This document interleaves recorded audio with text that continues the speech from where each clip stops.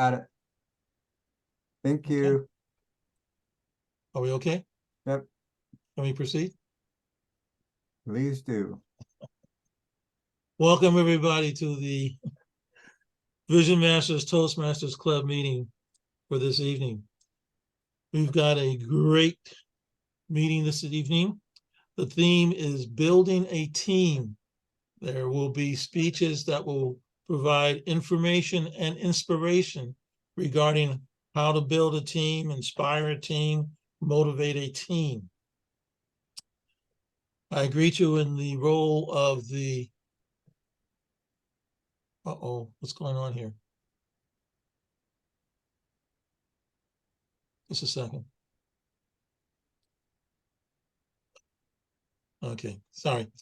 Greet you in the role of the Sergeant at Arms. I now will juggle my hat and don the hat of Club President. Welcome, welcome, welcome. We have a number of guests this evening. Karrie Keegan, I hope I'm pronouncing that correctly. Barbara Mariano, DeMarie Shy King, Bruce Taylor, Judith, Carrie Kelly, Rosemary Sweeney. Hello, hello, hello. Welcome, everyone. I will now don the hat of Toastmaster for this evening. We have a number of speakers, and we also have, as part of our meeting, folks who will help to move the meeting along as well as evaluate the meeting. For those who are not familiar, there are three parts to a Toastmaster meeting. There are the prepared speeches, in which we have persons who have taken time and effort to prepare an informative, inspirational speech. We also have the evaluated part of the meeting, which is ongoing. The speeches will be evaluated regarding time, and the meeting itself, all speakers will be evaluated regarding use of English language and grammar. To that end, for tonight's meeting, we have as our general evaluator, who will introduce the members of his team, Michael Pruitt. Michael. Thank you, Mr. Toastmaster. The general evaluator has a team of people to help him with the evaluation portion of a meeting. Some people have said that speeches do not have value to a person unless they are evaluated. So this is a very important part of our Toastmasters meeting. One of the things that we evaluate is time, and our timer for tonight is Hank Cartwright. Hank, can you explain your role?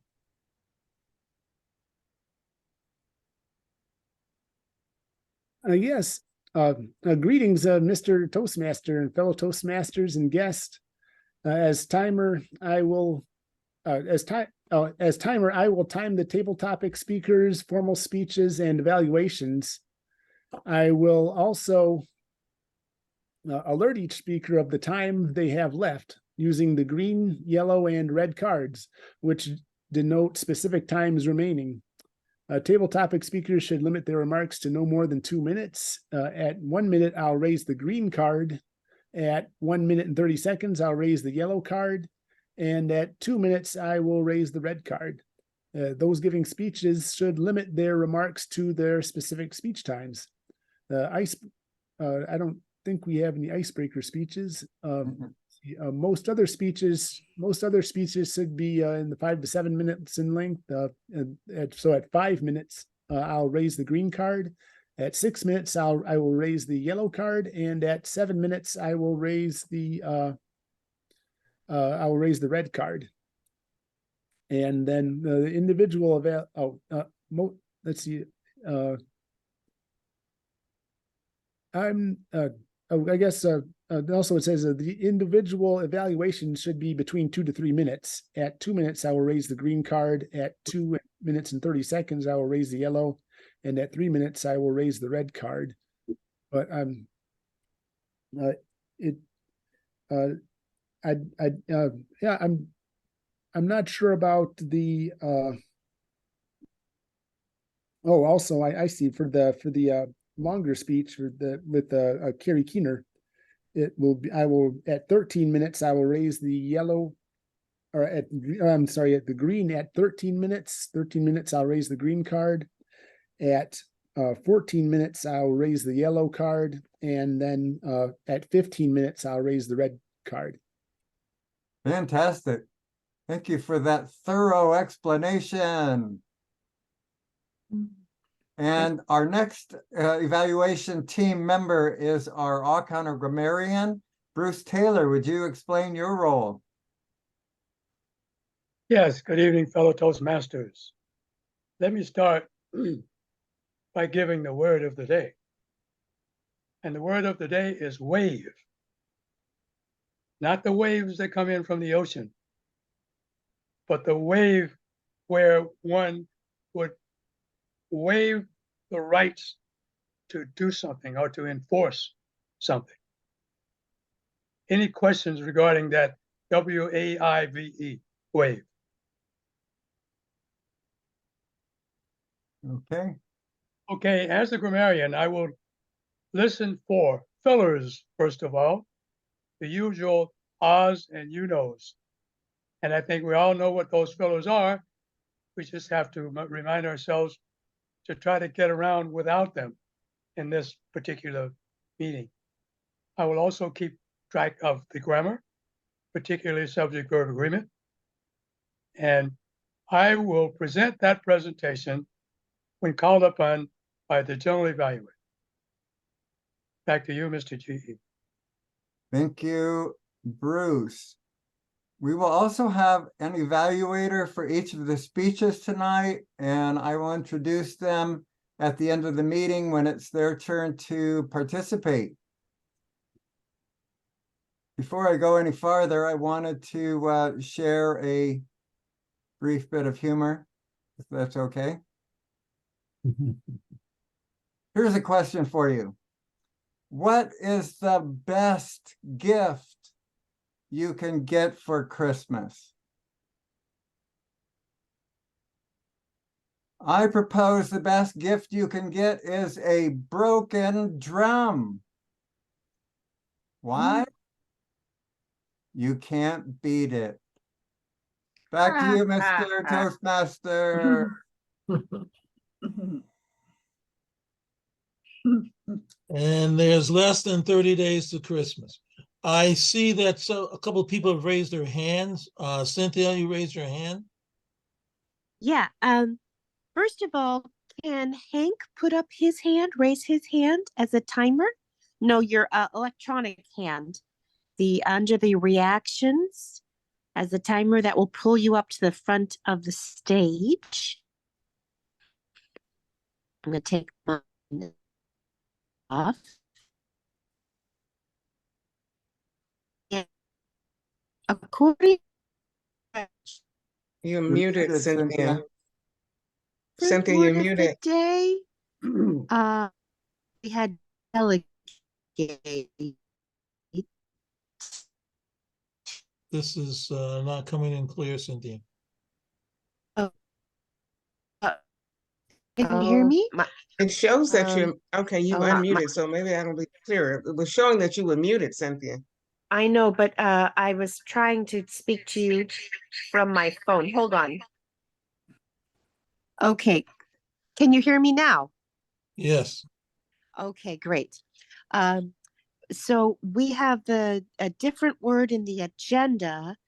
If you want to do your word, that's fine, but we need it somewhere written. So if you could put it in the chat, that would be great. And it was at W-A-V-E or W-A-I-V-E? It's W-A-I-V-E. It's in the chat. It's in the chat. Let me see if I see it. W-A-I-V-E, like wave. Okay, there it is in the chat. Okay, thank you. Okay. Thank you, Hank, for raising your hand and putting yourself at the top. it'll be easy for our speakers to see you and notice the time. Toastmasters, Vision Masters, yes. I had mentioned that we have some very informative and inspirational speakers this evening. Our keynote speaker and our first speaker is Karrie Keegan. She has been in Toastmasters 16 years. She is a Legacy Distinguished Toastmaster and a 2-time area director. She will be speaking from the Leadership Excellence Series, which helps members learn the skills they will need to be successful leaders, both inside and outside of Toastmasters. She is speaking on Delegate to Empower, which discusses how to effectively delegate tasks and responsibilities. For many, the ability to delegate can be both empowering and sometimes a stumbling block. So this will be a very informational speech. Oh, Karrie thank you. Keegan. Thank you very much. Oh, I wasn't finished. Huh? No, I was going to. Oh, I'm sorry. Okay, Karrie Keegan. Please Thank you. welcome Karrie Keegan. Thank you very much. I'm sorry. I didn't mean to jump the gun. Can everyone hear me and see the PowerPoint screen? Yes. Yeah. Okay, good. I'm going to be speaking on Delegate to Empower. When I first started Toastmasters, I was in for about a couple of months, and our club coach came to me and said, Karrie, we need more leaders. We have a small club, so you're going to have to be a leader. How about you being a secretary? I said, I said, say what? No way. I've only been in here 3 months. I mean, there's no way I could do leadership. I mean, what do you want me to do? He says, come on, take notes. You could take notes, right? Oh yeah, I could take notes. Well, it's settled. You are going to be a leader. That's my first experience with delegation.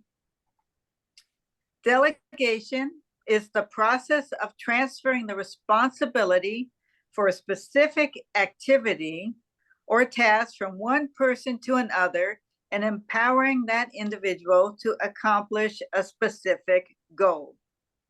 When I was in college, I was involved in a leadership group, and the leader of the group said that as a leader, you are responsible for getting a task or a goal done.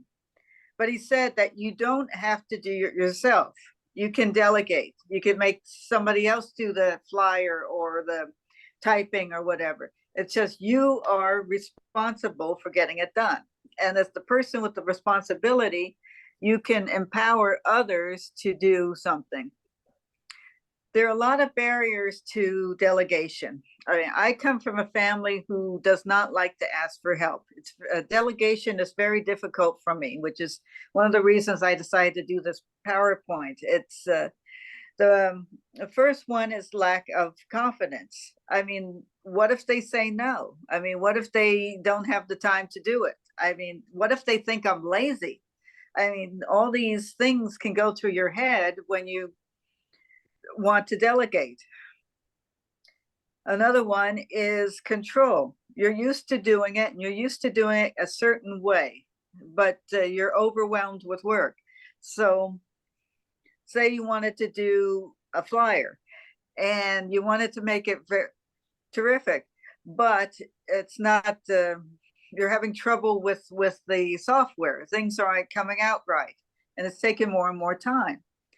But so the best thing to do would be to turn it over to someone else. Or if something that you're really good at and you think, well, no one else can do it better than I can.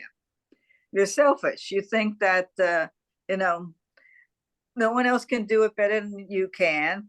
And if you want to do it right, you have to do it yourself. And all these things go through your mind.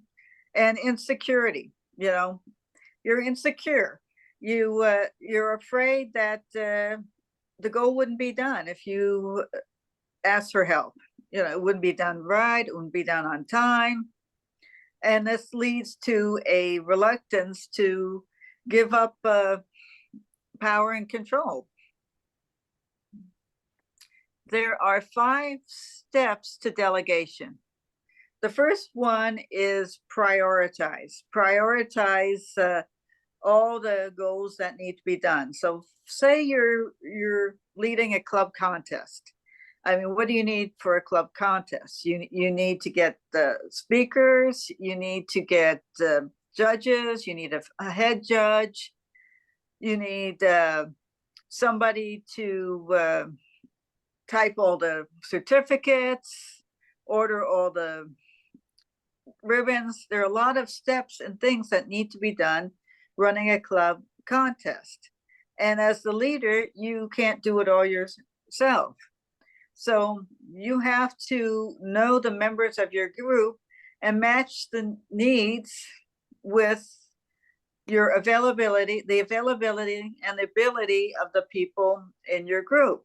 I mean, you need a Toastmaster. You have to find someone who is knowledgeable and motivated and able to be a Toastmaster. You need somebody who is good with technical skills to be the Zoom master and to make sure that goes smoothly. You need somebody who's organized with files who can type up all the certificates. Let's see. The 5 steps of delegation. The first one is assign responsibility. And you have to be very specific when you assign responsibility. You have to describe the tasks and the expectations, what you want done, and the deadline when you need it done. You have to identify training needs. If somebody needs training on Zoom, you have to help them get training on Zoom or Canva or software, things that need the task to be done. You have to identify the resources available. Is there enough time to do it? Is there enough people to do it? Then you have to empower and grant the authority. My grandfather he was a public speaker himself, and he was a graduate of both Toastmasters and the Dale Carnegie program.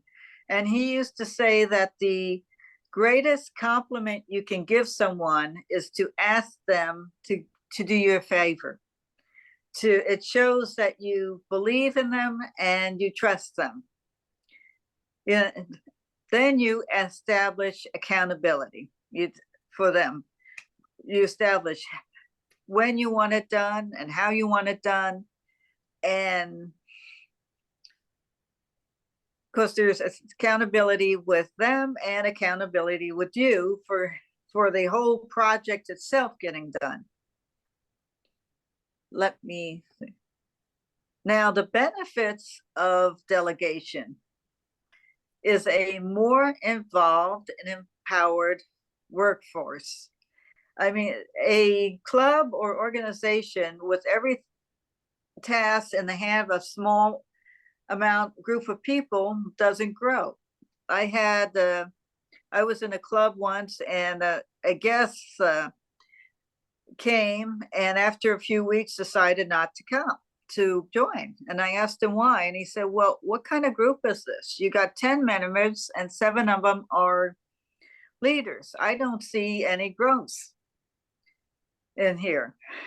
So the idea is to have more people involved in the workforce. There's people who want to grow, who want to learn. And this increases productivity and quality of the work. For example, say you're doing a flyer and you spent all night creating this flyer, typing it out and everything. And then it's great to have someone else to look at it and say, hey, you got 5 typos here. You left this out. I mean, this is a misspelled word. You need a new, fresh set of eyes to help you. It reduces the costs. A lot of times in organizations, it's costing money, but with nonprofit organizations, there's a cost of time. For example, one day I was working on a flyer and something happened and I couldn't edit it. And I was on it for an hour and a half, and I was getting frustrated because it was a bad use of time. It turned out that it was a Google Docs file, and the person did not give me permission to edit it. So once I figured that out, it helped me a lot, but there was a time cost that was very frustrating. There's more innovation and more new ideas when people get together and talk about things and say, and you get a better commitment from the team. If they feel that they're important and that their contribution is important, they're more liable to want to contribute, to want to be a part of the group, and to want to see the team grow. Let me see.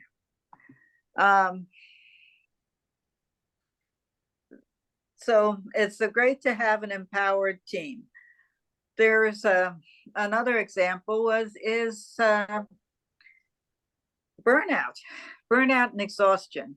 If you have a leadership team that's doing everything and is year after year having the same leadership role, you get tired and you don't want to evolve because you're just exhausted. I mean, say, for example, someone suggests having a mentorship program. If you're burned out, your first inclination is saying, oh no, I'm doing this, I'm doing that, I'm doing the other thing. I don't have time or energy to do it. But if you have more people involved who want to get involved, you could say to him or her, how about you take this and run with it? And they could get excited and they can grow your team. General George Smith Patton Jr., a United States Army officer, used to say, never tell people how to do things. Tell them what to do, and they will surprise you with their ingenuity.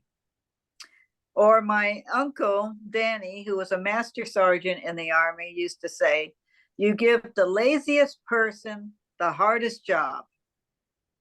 They will find the easiest way to do it, and you tell everyone else to do it the same way. So those are important steps and ideas about delegation. Mr. Toastmaster? Thank you for those inspiring and informational tidbits about delegation. You definitely pointed out that delegating is not something easy, and yet it is part of the responsibilities and duties of being a leader. We have, as part of our time, a Q&A for you. And I'm going to ask our timer to give us 8 minutes. We have 6 to 8 minutes for Q&A. Okay. Does anyone have any questions? Well, I have a question for you. Okay. In your experience as both a member of a team and as one who has been a leader in some capacity, what has been, can you give us an example of what has been one of the, I don't want to say easier, but best ways somebody has engaged the group as far as delegation?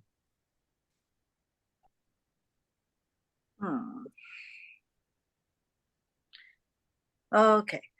Well, let's see. Well, I belong to a club that has a very active leadership group. It's called Goal Achievers. And once a month we get together and we talk about what needs to be done. And then we assign what needs to be done. We have a great president. His name is Bill Stong. And he has a list and he says, okay, what needs to be done and who is going to do this? You know, he talks about okay, pathways. Who's going to be working on pathways? Okay, we got the vice president of pathways and the vice president of education. You guys will be in charge of pathways. And he says, okay, who's going to new members? Who's going to attract new members and answer letters of inquiries?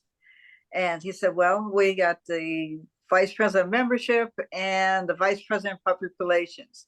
So he has a list of what to do, and he has everybody gives everybody a task and a deadline to do it. So I thought he's an excellent president in that capacity. Thank you. Cynthia Stott has her hand raised. Hi. Hey, well, I was actually going to share a similar story, but it was, I was one of those people that thought delegation was not good because I was pushing it off to somebody else and I was going to make them feel bad.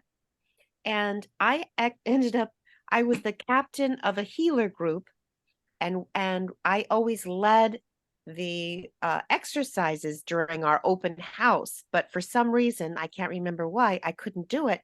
So I asked one of the healers if she would do it, because we were all trained in leading the exercises.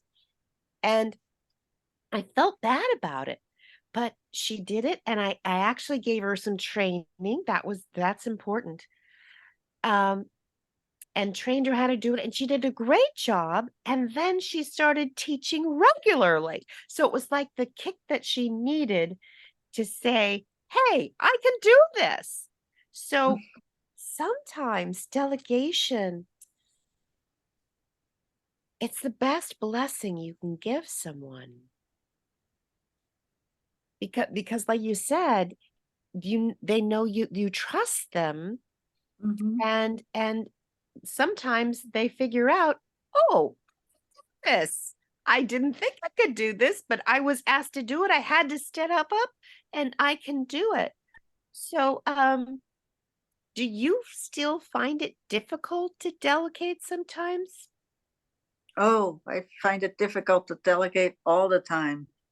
One of my clubs is having an open house in a couple of weeks, and I'm vice president of public relations, but I'm doing other things and I need to do a flyer. And I didn't have time. I don't have time to build a flyer this week. And I thought, so I asked a fellow member, the vice president of education, who's very good at it, to do it. And she didn't get back to me for a week. And I'm going, okay, so maybe she can't do it. Maybe, maybe I shouldn't have asked her, I'll do it myself. And all this was coming through my mind. And then a couple of days ago, she said, I'll be thrilled to do it. Thank you for asking me. And I was like, oh, wow. So by putting that into practice, I felt lazy, but you're not lazy. I mean, it's given her an opportunity. So it's very difficult for me to ask, but my grandfather others said that it's always best to ask. And the worst that can happen is they say no, but it's always best to ask. We have another question for you, DeMarie Shy King. Yes. Hi. Hi, Karrie. How are you? Good. Loved your presentation. And it you. seems like a play on words, delegate to empower. That's like giving someone work to do to empower them. And if you think about that, that's really what it means. So how do you begin to do that? If you're someone who is accustomed to doing everything yourself, what's the easiest way to begin to change that scenario?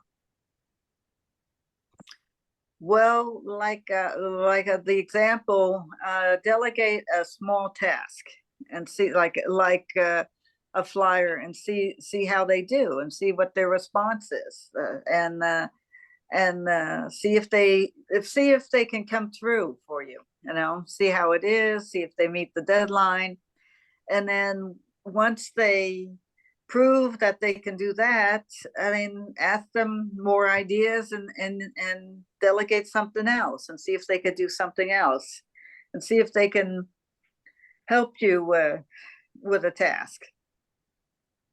But And have you found that by delegating to someone that might not have been engaged at first, that it helps to empower them and they get excited, they get some enthusiasm, and you're surprised by what they end up producing? yeah, it's I'm always surprised when somebody wants to do something and someone's excited, and we have a new vice president of education and Goal Achievers, and she just took the ball and ran with it. So not only is she training, but she's doing one-on-one with new members and teaching them pathways. And then there's an older member that hadn't been on pathways, and it turned out that he didn't know how, and she helped him with the steps, the computer steps to get on. So now he's on and he's happy that he's participating. So I'm really happy that this person has decided to take on these responsibilities and really excited about it.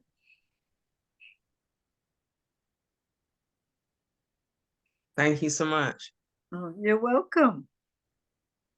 Do we have any other questions for our guest speaker? Mr. Timer, I'm going to ask if you can give us 90 seconds, a minute and a half on the clock, and I invite our participants to send any other comments or questions to our guest speaker in the chat. Thank you. Oh, thank you very much. Thank you. That was very informative. Delegation is an important part of being a leader, but it's also a part that does not always get the necessary due preparation and attention. Just an observation. Yeah, everybody thinks they have to do it all themselves.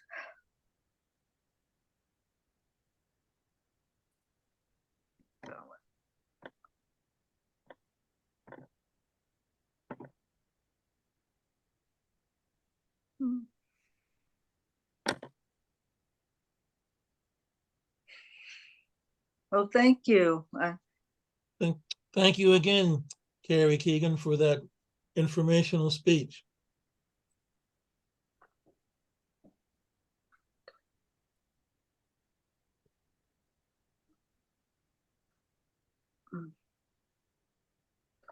Is it time?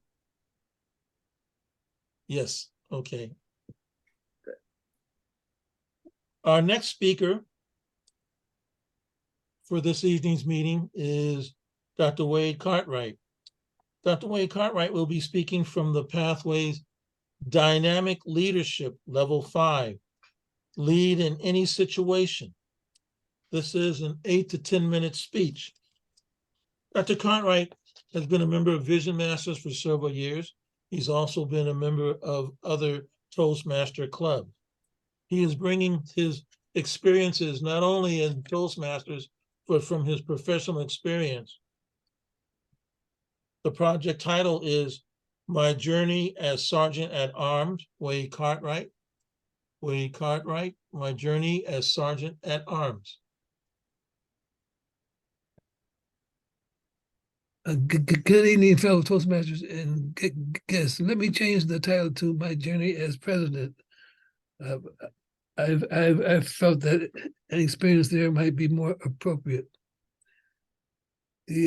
When I became president, after in the first few months, the question of a speech contest came up, and there was pushback. I was told that that took a lot of work, and we weren't ready to do it, and so forth. But we persisted, and we did have a speech contest in the club. That led to one of our members scoring very highly in the area contest, and that subsequently led to other members participating in speech contests in later years, and winning and improving their self-confidence. So the question is, why does Toastmasters have speech contests? My assessment is that Toastmasters has speech contests because it's a good way to grow. A good way to grow in Toastmasters is to show up and to participate fully, and participating in speech contests and the competition will allow you to grow. My first experience in competition was when I was in the 7th grade, and I played baseball 5th grade, 6th grade, 7th grade. 7th grade, I was a pitcher, and I really enjoyed pitching. But then the coach told me before the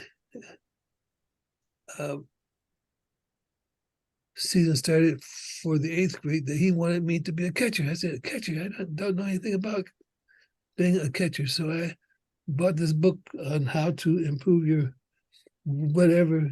And I read this book and I practiced for a couple of months. And the practice started and the season started, and everything went very well. People thought that I had been catching all along. But Toastmasters gives us a very good situation because there's plenty of learning materials, and there's plenty of opportunity for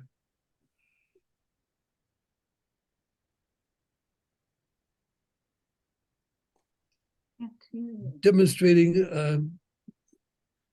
your learnings and to improve. Another example is, before we go to any more examples, let me explain the speech contest. This year, this club is going to be involved in 2 contests. One is the evaluation contest, and the other one is the international speech contest. And the evaluation contest, participants evaluate a target speech, and based on the assessments of the viewers, a winner is announced, and the 2nd place winner, 3rd place winner, and so forth. And this occurs in the club, and the benefits of this to the club is, as we heard in the previous speech, an excellent exercise at delegation. There are about 13 to 14 different roles in the contest, and one person can't do it all. Another advantage in the speech contest is that it promotes cohesiveness and camaraderie with everyone pulling for their favorite speaker at the club level and at the higher levels in the district, the entire club can pull for their representative.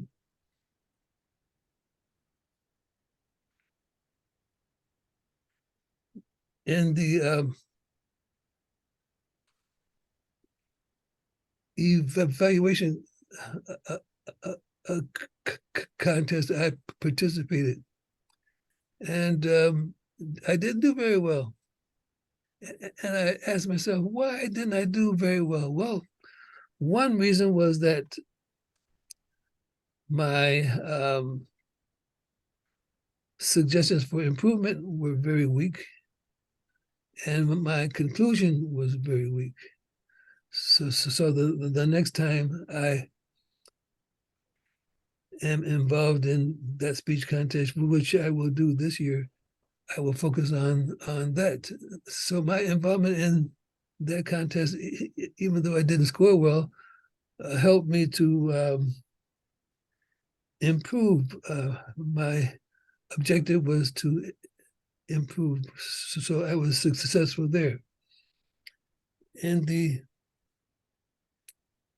coming up international speech contest, I suggest that if you're going to participate, speak about something that you have an emotional involvement in, something that you can share, and something that can be beneficial. And this will help you to focus on these things and to improve your craft as a speaker. I think it might throw you off to try to be the winner, but if your goal is to try to be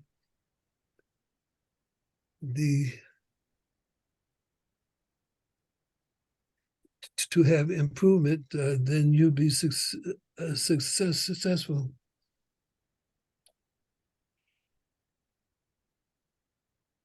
So fellow Toastmasters, let me just conclude here by saying the speech contest is a blessing, and please consider being involved in it.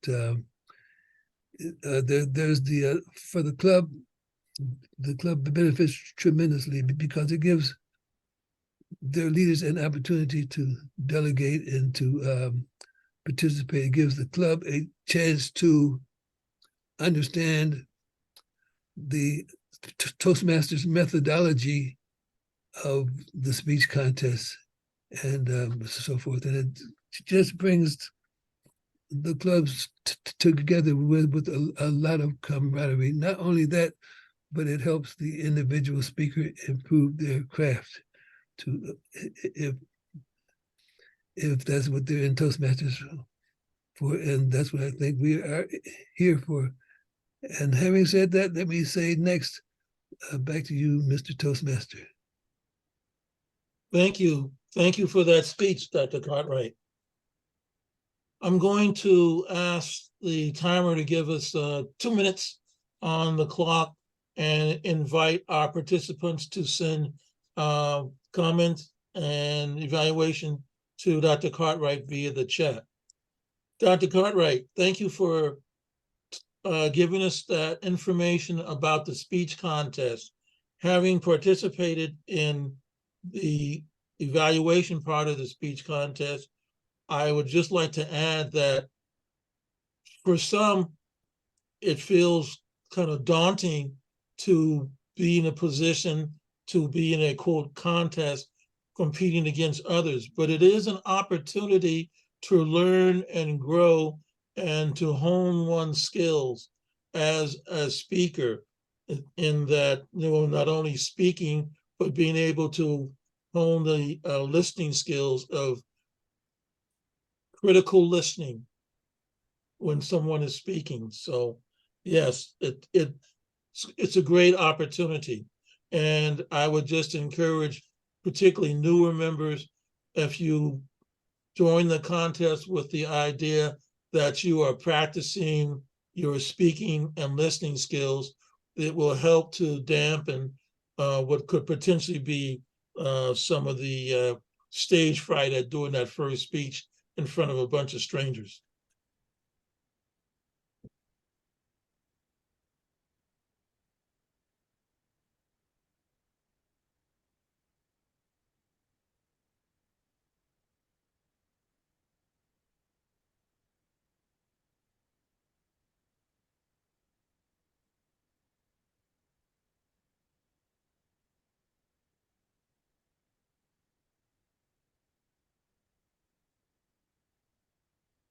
Thank you very much, Mr. Timer. Now we have our third speaker this evening, and guess what?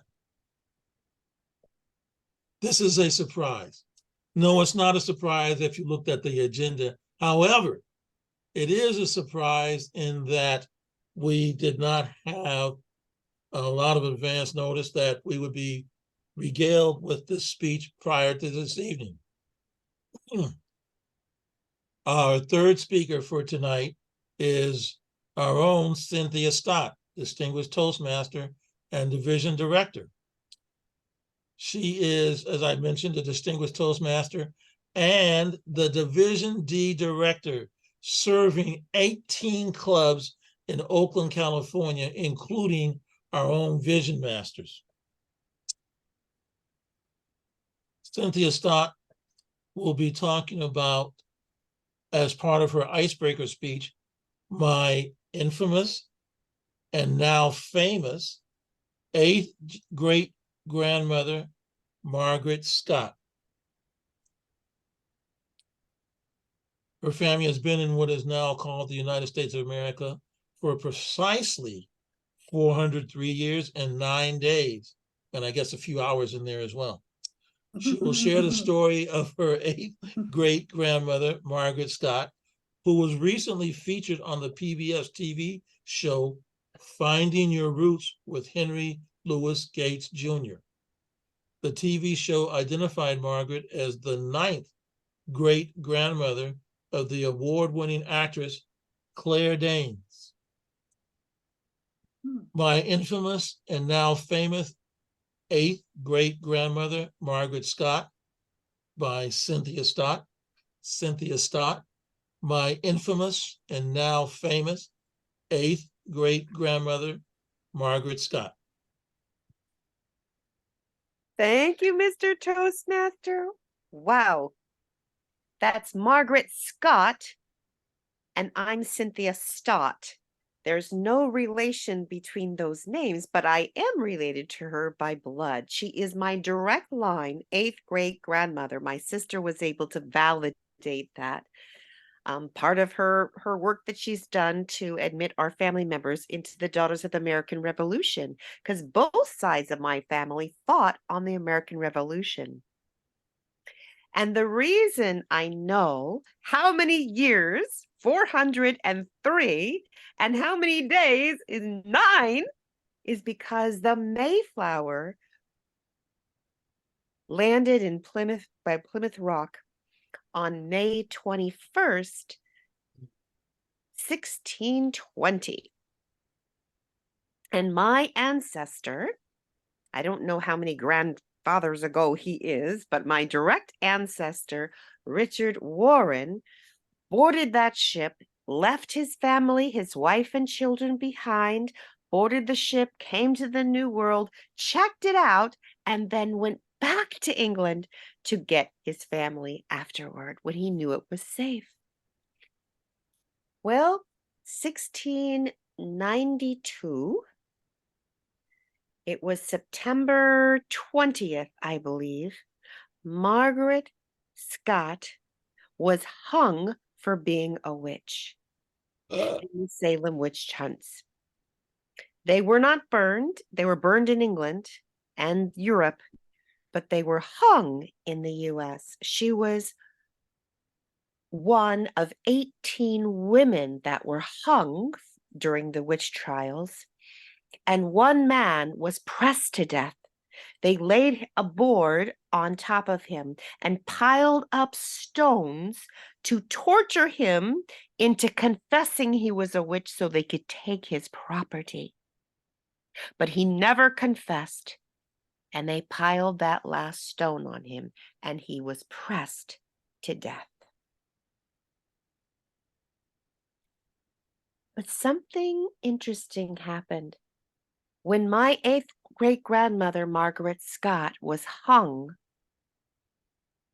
after that, they broke the witch hunts. They never had a witch hunt trial again in Salem Village, which is now called Danvers, Massachusetts.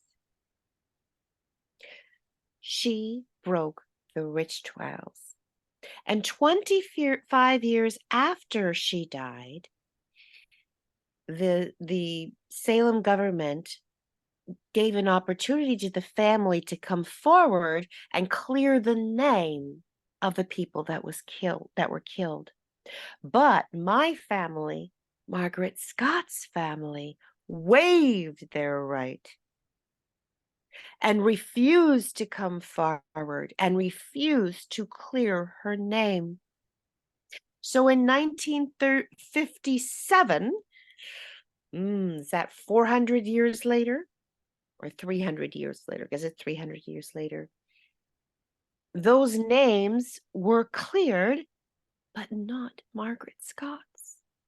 Her name was not cleared until 2001.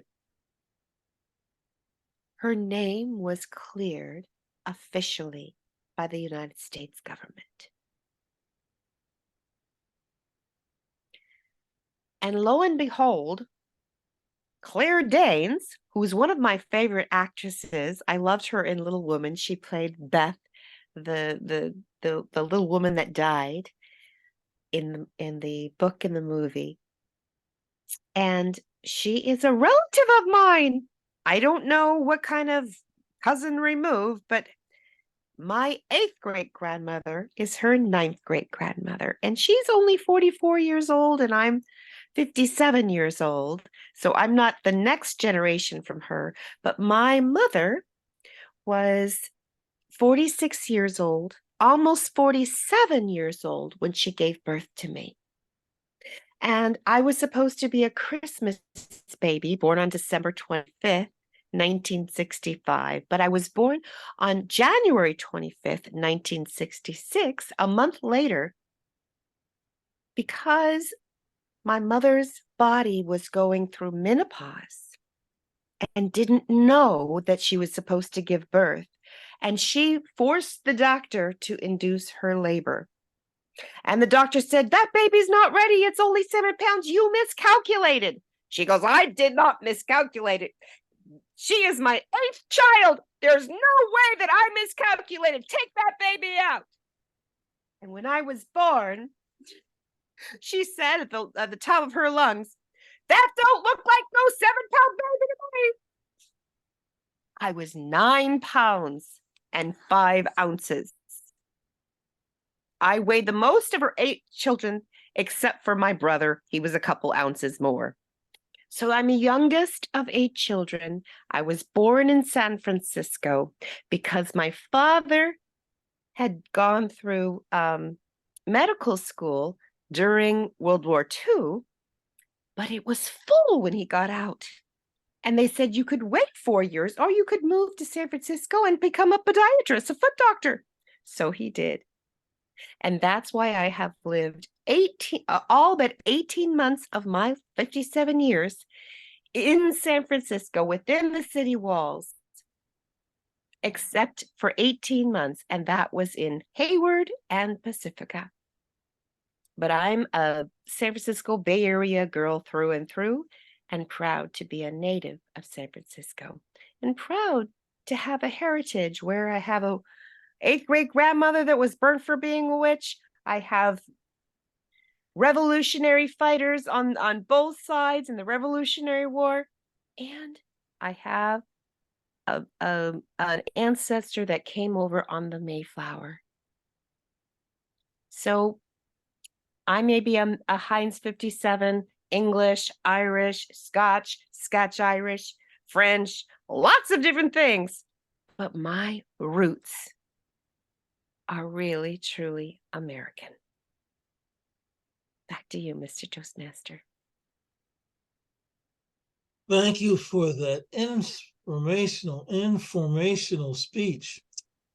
And it was interesting to hear that your ancestor did not waive her right to not be subject to the dismissal of charges, but stood her ground, as well as your mother standing up for her right as a woman who was given birth and knows her body and claiming that. Mr. Timer, can you give us 2 minutes on the clock so we can share some comments and questions with our speaker? Thank you. Thank you.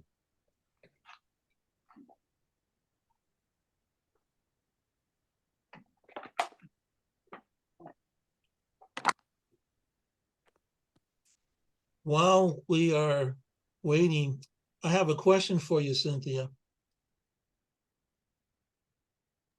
Yes. Have you or has any member of your family put into print the family history? My sister is the genealogist, and she has been doing genealogy since I was 19 years old. She had 300 years, including this story of my 8th great grandmother when I was 19 years old. So she was only 21. And she has put it into the genealogical records, but I don't know that she's ever compiled a book about it. I think that would be fabulous. I'm all about the stories and want to have the stories written. And she has quite a few, including a horse whipping that was given to one of the gentlemen, the non-gentlemen that beat his wife, and his sons rolled him in a rug and then whipped him with the horse whip, and he never touched his wife again.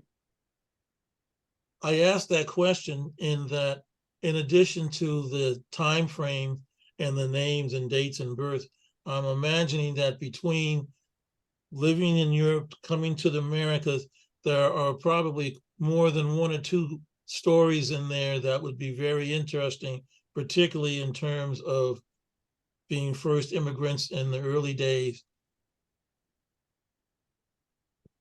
Yeah. The Mayflower was no sweet cruise. Mister came by himself, left his wife and children behind till he knew it was safe. Well, thank you for that. And thank you, Mr. Timer, for keeping that time on our clocks. We have another speaker. I told you we've got some informational and inspirational speakers this evening. Our next speaker is Barbara Mariano, and she will be speaking from the Pathways Presentation Mastery. This will be an icebreaker speech. Barbara Mariano joined Vision Master Speechcraft in August of 2023. Welcome, but you're not a newbie anymore. She is an intuitive medium, a Reiki master, and animal communicator. She has served animals and their human companions for over 40 years. Her speech title is Finding Light in the Darkness. Barbara Mariano, Finding Light in the Darkness. Thank you. Thank you very much. This is a personal story that I'm going to share. And I'm going to start with that I grew up in upstate New York. And when I was 5, we moved to the woods. Out here, we call it to the country. But back east, we were in the woods. I thought we had moved from the little town to the country, and I was in heaven because we had all these animals. I was remembering pollywogs turning into frogs, picking blueberries, playing hopscotch, all the stuff kids do. Well, before long, time went on and I moved to my first communion time, which happens at around age 7 back then in the Catholic Church, in case some of you don't know that routine. Well, I felt like a princess in my new white dress and white shoes. And I guess I was a child who believed in magic and miracles. And I was in actually going into church, I would imagine the statues talking to me. So I was that kind of kid, very intuitive, very curious about what's on the other side of this world. And I just thought life was ideal. And then as we went on with, living in the country and so on, my mother, I was the oldest of 3, and my mother and father, worked day jobs and so on. And I remember my uncle, Doug, my mother's brother, my mother invited him to babysit for us when they were going to go shopping or something. But before that, I was feeling as my uncle started paying special attention to me. And I was like already a fairy princess, right? So I was thinking, oh, wow, I must be special. And he is a teenager and he's tall and he's blonde. And, I had hero worship going on, Well, at that time, he started, let's say they call it grooming me for sexual fondling kind of stuff.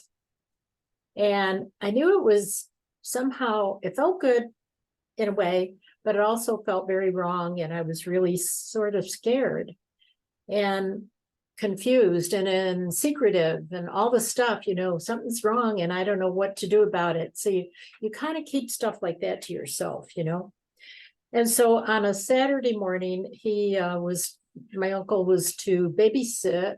We still call it babysitting. And by then I was 7 years old, so I wasn't a baby. But my uncle had invited one of his neighbor teenage friends over, and he was showing off. And he was saying to his friend, hey, you want to see something funny? Well, here I am, this wide open, innocent kid going, I wonder what fun thing's going to happen next. And suddenly, he whirled around, found me, kicked me in the crotch across the room. Yes, he did. I curled up in a ball. I couldn't breathe. I was devastated. At the same time, his friend, who was in total shock, just like me, said, you're nuts, man. I'm getting out of here. So I was alone with this predator in the room. And then he kind of comes over, puts his other boot in my face and says, and if you tell, I'm going to kill you.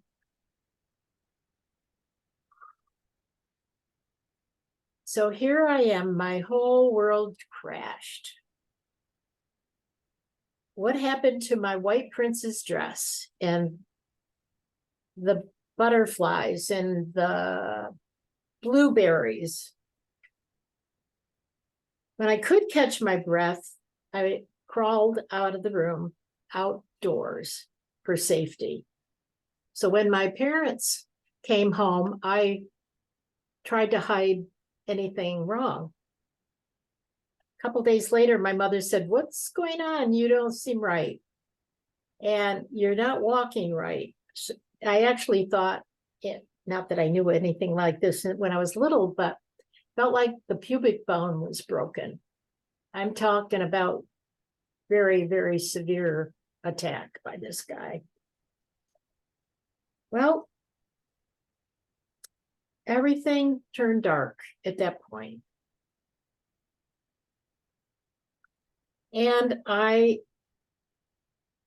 could not could talk to anyone, but I did have to whisper to my mother what happened. Her face went white, her eyes went hard, and I thought she was mad at me.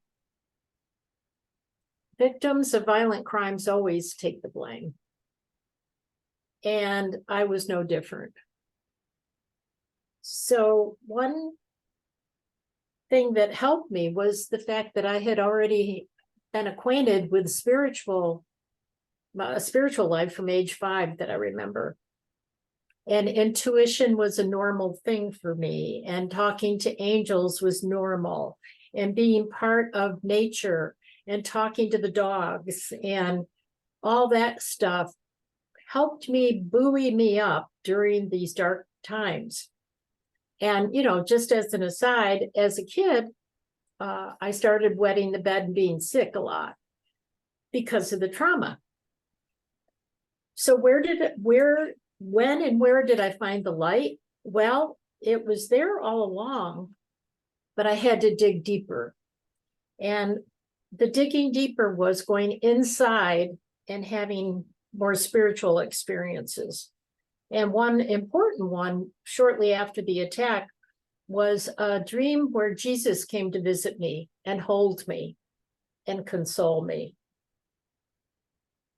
I didn't understand that dream for a long time, but later on I did.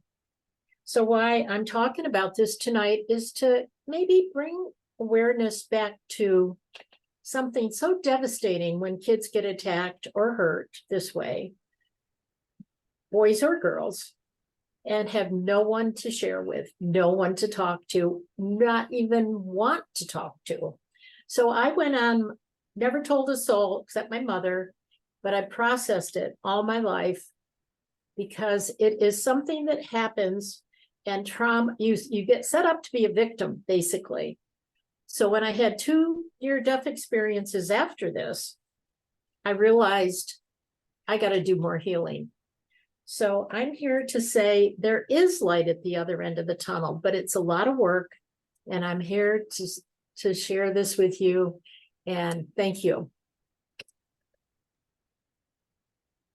Thank you for that speech, Barbara. Thank you for that sharing. It shows a lot of courage on your part, not just in sharing a speech, but in your personal journey and on your path. So thank you. Thank you. Can we have 2 minutes for persons to share questions or comments in the chat, please? Barbara and everybody, one thing I just like to share is we are now wrapping up November. This is the end of November, and we're going into December tomorrow, the last month of the year. It's the holiday time, but for a lot of us, the holidays aren't necessarily all that happy. There's a lot of pain, anger, and hurt that gets processed into the holidays as well. And I just want to encourage folks that if you have opportunity, the family member or third parties, share what's going on, you know, so that it doesn't feel like an alone time, because there's a lot that people are feeling at this time, and it's not all happy. Yeah.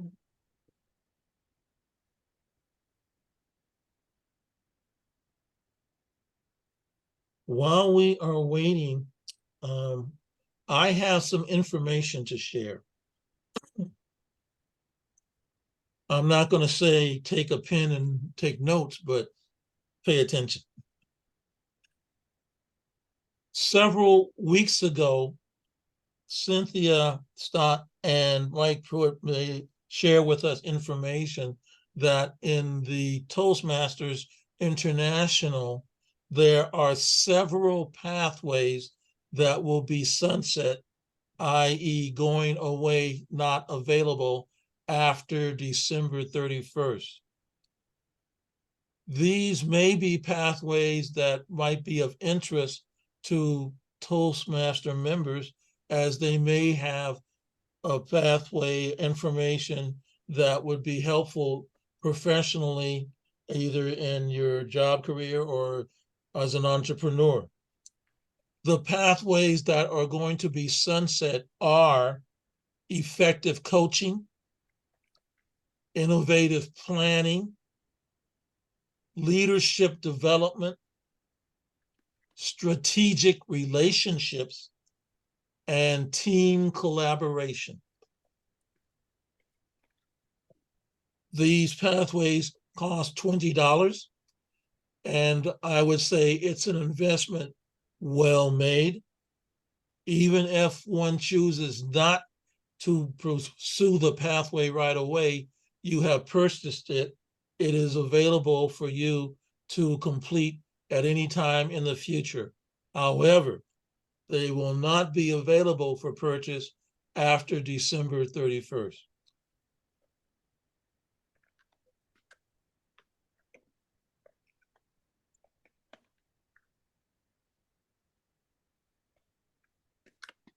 At this time, I would like to call to our virtual lectern, our general evaluator, who will call members of his team to give their report. Mike Pruitt.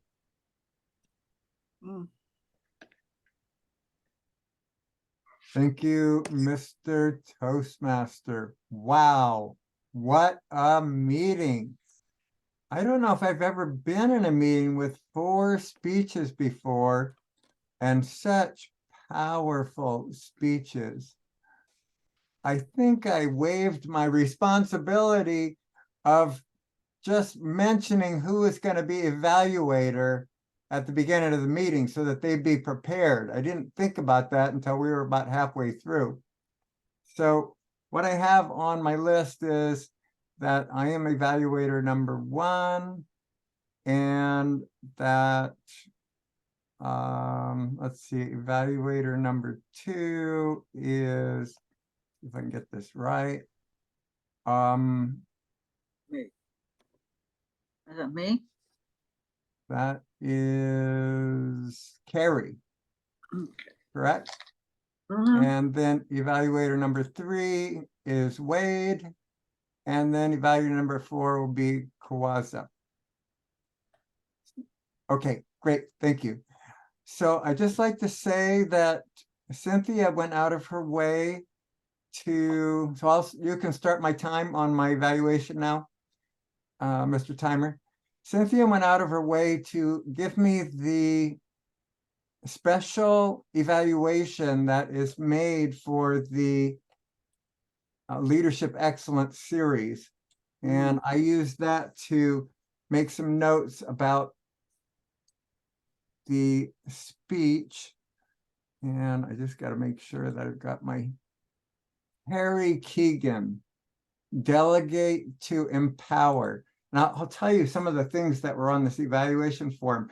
How effective was the speaker's introduction in helping the audience understand the purpose of a speech? Well, the introduction I thought was brilliant because it was a personal story about her first experience with delegation and Toastmasters, where she became the speaker. So that was a very effective way to start her speech. The next question was the presenter adequately prepared? How heavily did the presenter rely on notes? Well, she had a PowerPoint, which gave her some notes to work on, but she sounded very practiced, like she had gone over that and she was very familiar with it. So I thought that was excellent. How did the speaker use vocal variety to enhance the presentation? That's always hard in Zoom. There was a little bit of variation in the loudness, always one thing that I like speakers to consider is using a pause to get people to focus their attention if they've gotten distracted. Like that.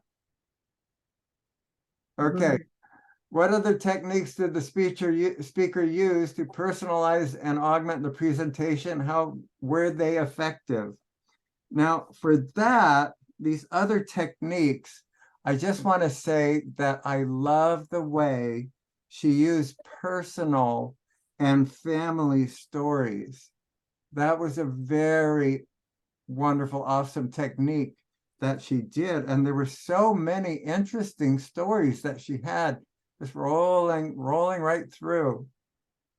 Did the speaker display visuals smoothly and at the appropriate times? How could the speaker improve?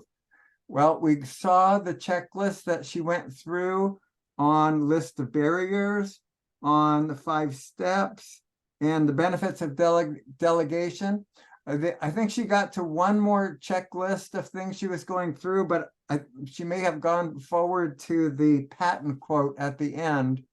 And if you wanted, and then in the next time you should check and make sure you can go forward and backward in your speech with your PowerPoints, because I think we skipped that list, but that was okay because we got to kind of digest Patton's quote. And I have a friend who is an evaluator. He likes to say, "Bullets kill." Oh, that's appropriate.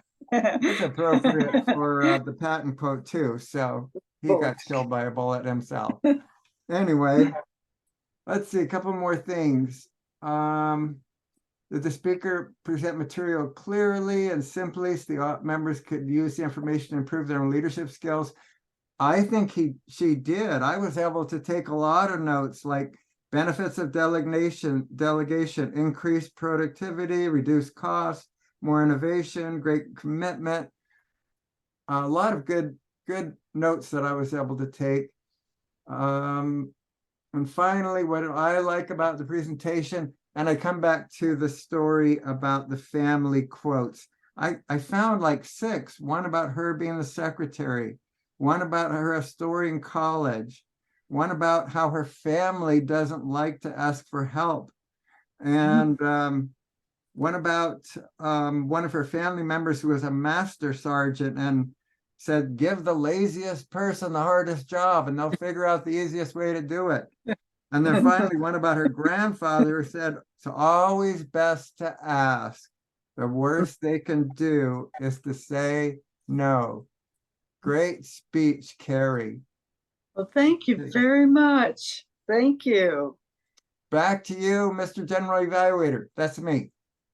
Okay, our next evaluator is Karrie Keegan, evaluating Wade Cartwright. Karrie Keegan. Oh, thank you very much, fellow members, and especially Wade Cartwright. I really enjoyed your speech. It was very well organized about how to improve and how to run a contest. You gave a lot of examples, detailed examples of how to do it, how to delegate, what's involved into running a contest, the benefits, the features and benefits of running a contest. You gave a lot of information. I like that. You did pauses very well. I mean, you stopped and paused between each example, which allowed us to digest what you were talking about. You were very informative. You talked about the cohesiveness and camaraderie for that being in a contest gives members. You had good eye contact. You were very interesting. I would my biggest suggestion would be to have a stronger opening, maybe a quote or something that would give the audience attention and hold it. So that would be a suggestion. And to vary your gestures and vocal variety more. You spoke on one level. I mean, you could vary the pace and volume of your speech. But other than that, I thought it was very informative and I really enjoyed it. Thank you, Karrie. Okay, Welcome. our next evaluator was evaluating Cynthia Stott, and that's Wade Cartwright. Wade Cartwright evaluating Cynthia Stott.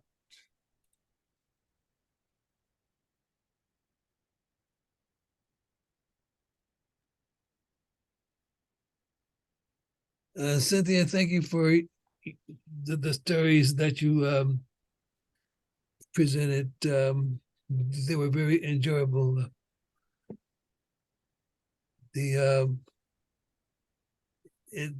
sort of brings reality to me about the things that happened 300 or 400 years ago. I actually didn't believe that the witch hunts and persecutions and so forth existed. Now I have to believe it because of what you just shared.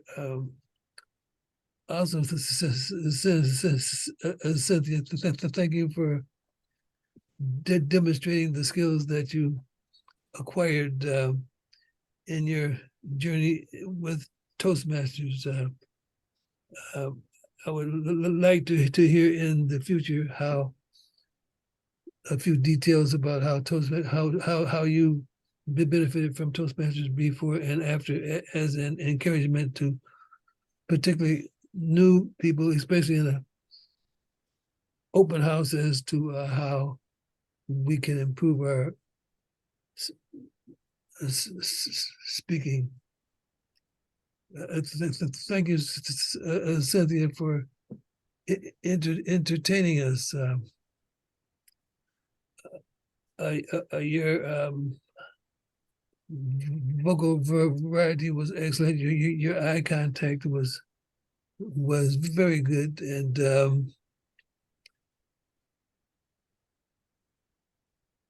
I can't wait to hear you speak again. So back to you, Mr. General Evaluator. Thank you, Wade. Now our final evaluator, evaluating Barbara Mariano's speech, is Kawaza Imara. Kawaza Imara, evaluating Barbara Mariano's speech. Thank you, Mr. General Evaluator. Barbara, your speech was part of the presentation mastery, and the objectives of this pathway are to build skills as a public speaker. You did the Icebreaker speech tonight, which was tell something about yourself. Yes, you did. You shared a story of your healing and journey, very personal. The title of your speech that you had tonight was Finding Light in the Darkness. Admittedly, when I first read the title, I was wondering, this is going to be interesting. I wonder what the speech is about.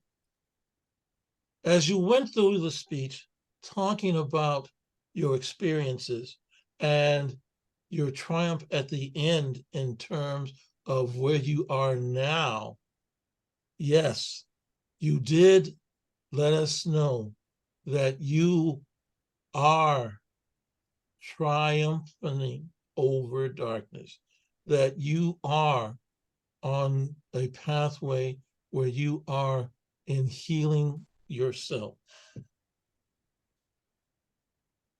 You gave us the information of your experiences. And I want to say that it was informational. What might be helpful in the future is just a bit more vocal variety. You may even want to pause a bit more at some points in your speech for greater emphasis.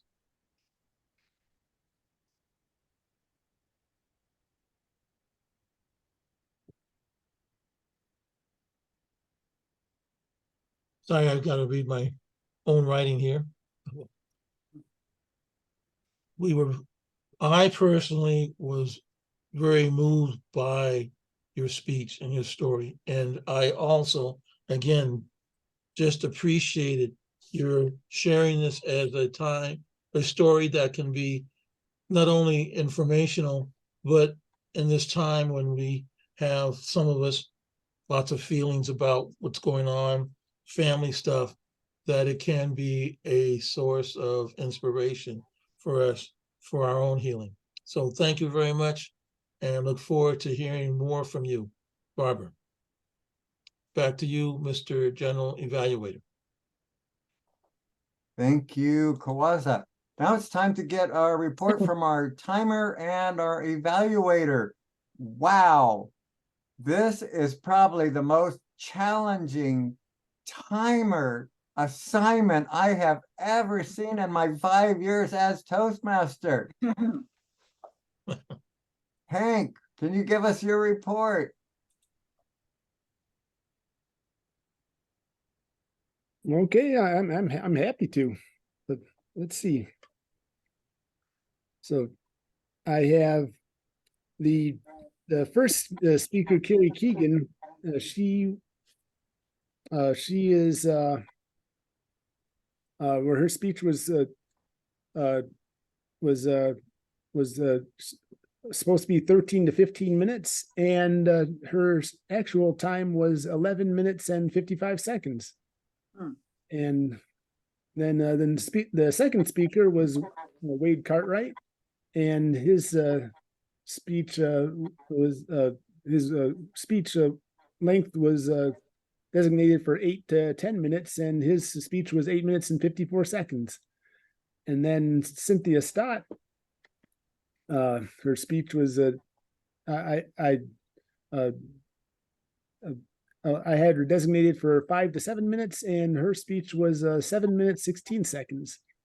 And Barbara Mariano, she had a 5 to 7 minute speech scheduled, and her time was 8 minutes and 18 seconds. Then for the evaluations, Mike Pruitt, Mike's evaluation was 3 minutes 59 seconds, and Karrie Keegan, the evaluation was 2 minutes and 2 seconds. And the third evaluator, Wade Cartwright, his evaluation 2 minutes and 1 second. And then Kawaza, his evaluation was 2 minutes and 47 seconds.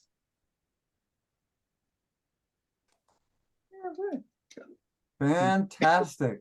Back to you, Mr. Toastmaster. Is that your first time being the timer? Yes. Yep. Wow. Oh, wow. You did a great job. 4 challenging speeches and 4 challenging evaluations, and you did a wonderful job. Thank you, Mr. Timer. Okay, Mr. General Evaluator Bruce, would you like to give us your report?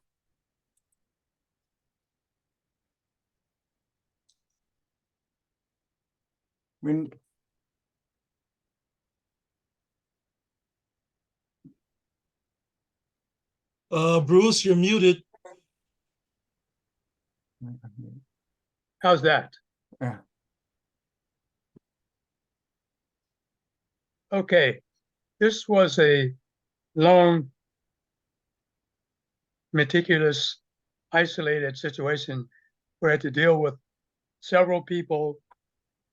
And one of the main things I want to point out in terms of grammarian is the use of the filler "ah." I will start by just pointing out some of the ahs and "you knows."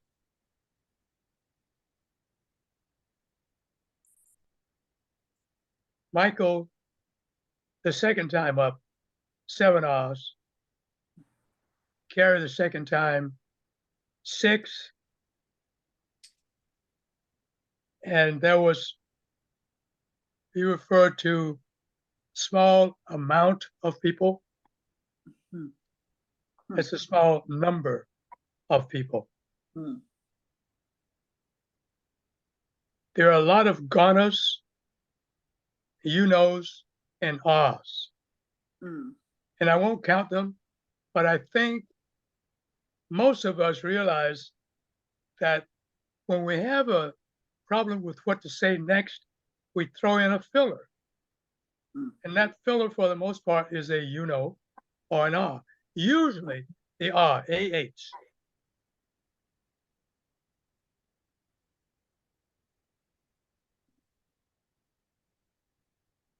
My writing gets cold on me because I have so much stuff here in such a small space. But the Ghanas and you knows and the ahs took up an awful lot of space. Mm. There were very few grammatical errors. Small number as opposed to a small amount. Number means when you can count it. And with that being as brief as I can, with all of the information that I have here in terms of fillers in particular, ahs and you knows, I think each of us realizes that instead of saying what we really intend to say, we throw in that ah. And Hank Cartwright, I'd like to point that out, particularly since you're relatively new. Ahs are fillers, A-H, I mean. I don't mean ARs. Just be aware that as Toastmasters, we try to get away from the fillers and we try to use the correct grammar.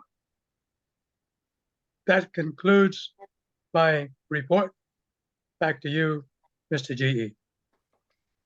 Thank you, Mr. Counter Grammarian. Great report. Good job. Okay, so my job is just to kind of make a summary. We almost got it to the time. We had 4 speeches and we're just a few minutes, couple of minutes over time. That was pretty good. There was a couple of things that got my attention in this meeting. I liked what Wade Cartwright said about speech contests being a blessing. Wow, that's I have been an area director and been involved in organizing a speech contest, and it is challenging. So I guess sometimes challenges are blessings. Okay. So also, Barbara, thank you for having the courage to share your story. And I'm glad we have Karrie Kelly here.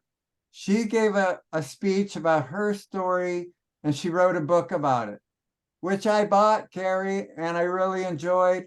We also had Maya Catherine gave her story recently. All these stories inspiring me, and have set a goal for me to write my book because I've got a trauma story to tell too. So thank you for your courage to share and encourage the rest of us to process our traumas and move forward. And thank you for that.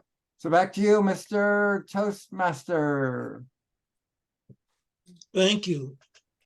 First, I want to thank every one of our speakers for their information and sharing tonight, whether it was inspirational regarding processes or the personal story.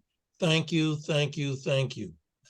I also want to thank the members of our audience tonight, everyone for listening and participating and being present and giving your attention to these speakers as well. 2 things before we end tonight's meeting. One, I again just want to remind everyone that there are pathways that will be sunsetting the end of next month. Actually, next month is almost here, so about 30 days, figure 30 days to make the decision to access these pathways. You don't have to start them right away, but having them as part of a skill set or training could be invaluable for whatever you want to do. The other piece of information I want to share is that we had an officers meeting this evening. We have an invitation from one of our other Toastmasters club, the one that meets Monday nights. They do Zoom and they sometimes meet in person. They have approached us about doing a joint Toastmaster meeting prior to Christmas. We have done this before. It was kind of fun. We had table topics with prizes. And it's also an opportunity we saw where we could come together and do a joint open house for us to solicit new members. The plan is that we will have an in-person and Zoom meeting on December the 21st. This will be a joint meeting with the Monday night Toastmasters as well as Vision Masters. It will be where we are having our address in Oakland, California, 4130 Telegraph. There will be keynote speeches, one by each club, and some table topics, and maybe a holiday surprise or two. So we will not have a meeting on Thursday, December the 28th. This is the Thursday between Christmas and New Year's, and our sense is that folks may be either traveling to, from, or just taking a holiday time. So we will not be meeting on Thursday, December the 28th. We will meet again right after the New Year starts on Thursday, January the 3rd. So that's the information I wanted to share. And again, thank you everyone for this rich, full meeting. I would offer that if you know someone who said they were going to attend, didn't attend, invite them to check out our meeting on YouTube. We have our meetings recorded and they're on YouTube. And for folks who didn't get a chance to be with us in person, can definitely get a sense of the rich, full information, inspiration we have at these meetings. So thank you very much. And I just want to wish everyone a great evening and a good weekend. Thank you. And can we hear from some of our guests how they enjoyed it or what they thought of our meeting? Sure. We'll take a couple of minutes. I didn't want to ask anyone to stay since we're already over time. But yeah, I understand. But if- I'd love if- to hear from them. Well, if our guests want to. Especially- Denise Yeah. raised her hand. Go ahead, Denise. Well, I know I better raise my hand. Yeah, it was Cynthia invited me and I am jet lagged and I said, okay, gonna do what I have to do to be here. Was definitely inspiring, validating, educational. So I thank you all for having me here once again. Thank you. And we hope to see you back again. Thank you. I plan on it. DeMarie Shy King, you got your hand raised. Absolutely. The meeting was phenomenal. 4 speeches. Wow, I agree with Mike. Oh my goodness. But I would be remiss and less than who I think I am if I did not show respect for what Barbara did. I am a domestic violence advocate. I have an LLC, Victory Over Violence. And what we do is advocate for the survivors of any domestic violence or abuse. And that is what she described. And the only thing I wanted to say is, as we move through our lives on a daily basis, you never know who has been a victim of domestic violence.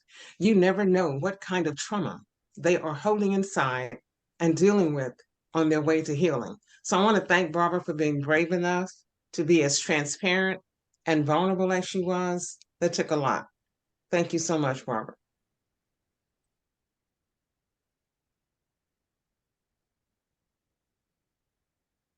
I want to thank you all, and thank you, Dee Marie, for that wonderful compliment. I feel blessed to have come through all this stuff.